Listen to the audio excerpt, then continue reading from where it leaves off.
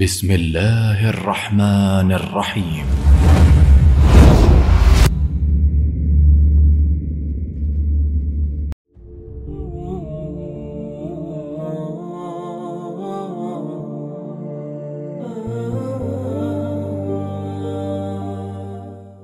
بسم الله الرحمن الرحیم.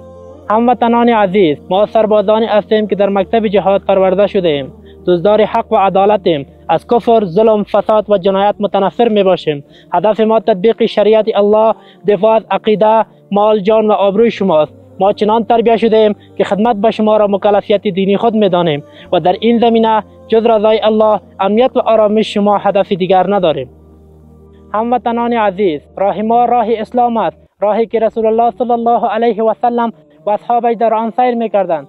ما با دل و جان در این را قدم گذاشتیم و از هیچ گونه قدرت دنیایی نمی‌ترسیم و به جز قانون اسلام بر هیچ قانون دیگر سر تسلیمی خم نمی‌کنیم و در سرزمین خود به جز اجرای قانون شریعت اجازه تطبیق هیچ نوع قانون دیگر را نمی‌دهیم، گرچند این کار به قیمت جان، مال و عیال ما تمام شود.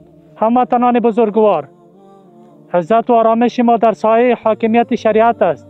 هرگاه به جای شریعت قوانین دیگر را بپذیریم و به جای معیارهای اسلامی قوم و زبان سند حزب را قرار دهیم، ذلیل می شویم.